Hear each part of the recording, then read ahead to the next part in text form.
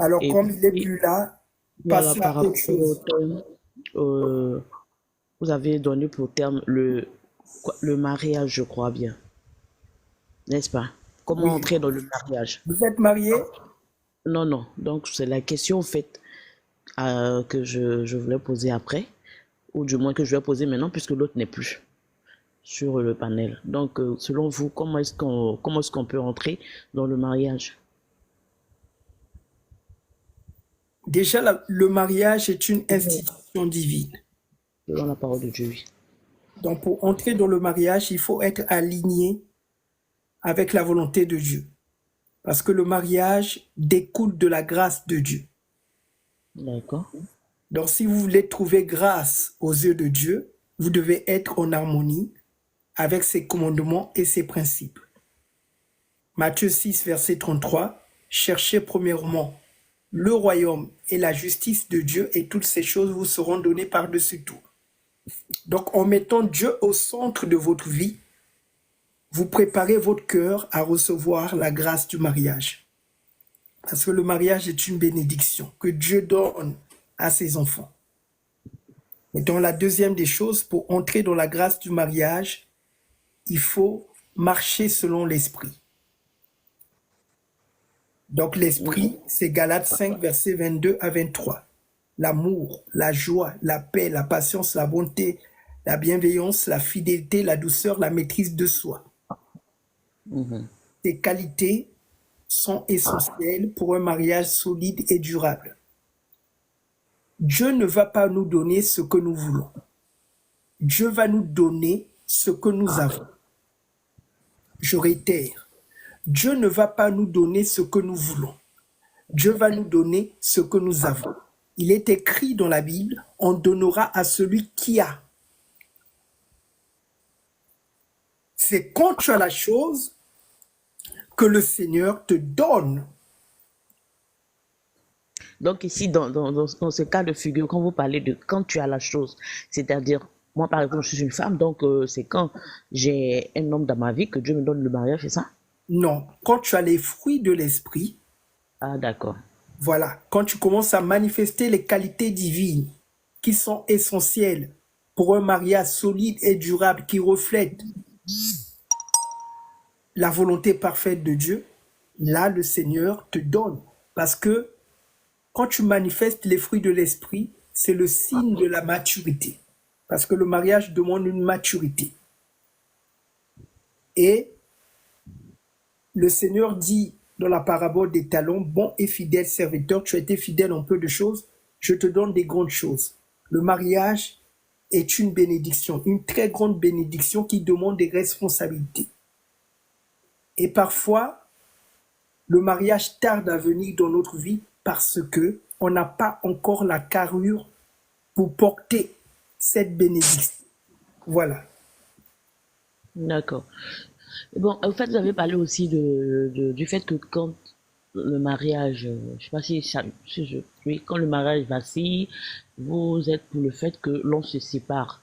Mais on se sépare pourquoi, au fait? On se sépare pour attendre que les choses s'améliorent ou quoi? Ou c'est pour attendre le divorce? Pourquoi est-ce qu'on se sépare? Alors, on se sépare pour prier, intercéder et pour mettre en place la réconciliation. Voilà. Mais si malgré qu'on a épuisé toutes ces cartes, que rien ne s'améliore, là, il faut aller au divorce. Voilà. Mhm. Mais selon la parole de Dieu, comme je l'ai dit, vous l'avez écouté, quand une femme entre en contact avec un mentor spirituel, un conseiller conjugal, peu importe, elle vient te dire que mon mari me tape, qu'est-ce que tu me conseilles? C'est que c'est pas la première fois. C'est pas la première fois. Sur une échelle de 100%, c'est 99%. C'est pas la première fois. Une femme ne viendra jamais te voir si c'est la première fois que son mari la tape. Parce que si elle l'aime, elle va pardonner. la première fois. Si elle vient te voir, c'est qu'elle est à bout. Elle n'en peut plus. Et donc, si tu ne donnes pas un conseil précis, ben, elle peut tomber dans la dépression. Ah oui, elle peut même repartir, elle peut même quitter l'église. On a bien dit berger. Pasteur étymologique, comment on veut dire berger?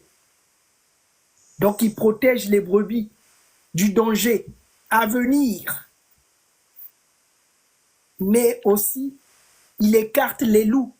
C'est ça le rôle d'un berger. Le D'accord. Et donc, Seigneur m'a... si on veut aller sur cette base de berger, donc le berger peut dire à sa brebis, tiens, cet homme-là, il est ton mari, il est bien pour toi, tu peux l'épouser.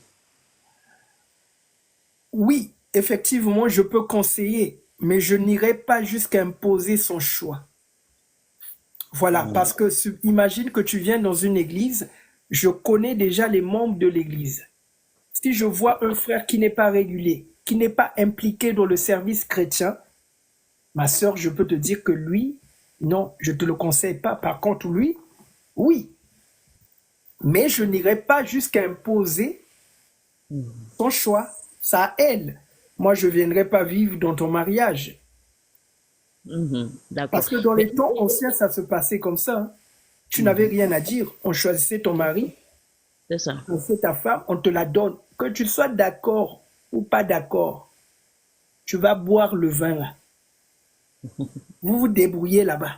Tu l'aimes ou tu l'aimes pas, vous te débrouillez là-bas.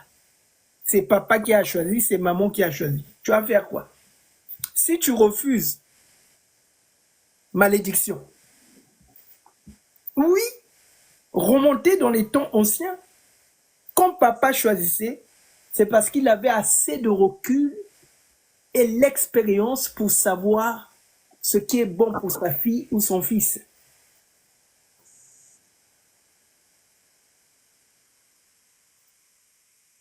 Donc voilà ma sœur. D'accord.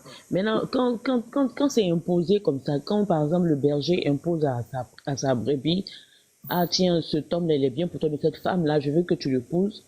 Dans ce cas de figure, que les deux partenaires, ça ne va pas dans le couple, est-ce que ce genre de mariage, l'issue peut être un divorce? Puisque, est-ce qu'on peut dire que Dieu était vraiment dans ce mariage? Non, la sœur Muriel, moi, j'irai pas jusqu'à imposer.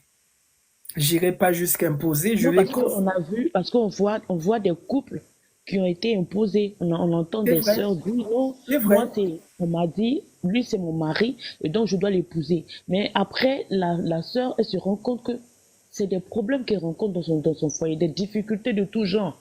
C'est le feu qui brûle, le torchon qui brûle. Et elle en a marre. Donc, dans ce cas de figure-là, qu'est-ce qu'elle fait? Est-ce qu'elle a le droit de divorcer ou non? Est-ce que Dieu est dans ce genre d'union? Oui, effectivement, là, elle peut divorcer plus que le mariage. C'est pour ça que je n'irai pas jusqu'à imposer. Moi, je vais conseiller parce que le mariage doit se faire sous un commun accord. On ne doit pas influencer ta décision. Ça doit venir de toi. C'est pour ça que moi, je m'abstiens même. Écoutez, ça fait des années que j'enseigne le mariage. Il y a des frères qui sont venus me dire ici, mais pourquoi tu n'organises pas des trucs pour les célibataires? Voilà. Il y a des frères qui sont venus me le dire. Mais je ne peux pas le faire parce que c'est pas ma responsabilité. Moi, mon rôle, c'est d'enseigner, prêcher, encourager, exhorter les gens à reconnaître que le mariage est une bénédiction, mais pour entrer dans un mariage solide et durable, vous faites ça, ça, ça. Mais c'est pas moi qui va venir faire les choix à votre place. Dieu respecte le libre arbitre. Donc, ma sœur, moi, je ne peux pas vous forcer. Effectivement, quand on vous a imposé un choix parce que vous avez été influencé par l'autorité du pasteur, si ça ne marche pas, qu'il vous soit fait selon votre foi. Voilà. D'accord. Parce que ce Merci n'est pas beaucoup. lui qui vit dans le mariage, hein. S'il y a des coups là-bas, non, non, non, ma sœur, vas-y. Ok. Merci beaucoup, pasteur. Que le Seigneur vous bénisse. Amen.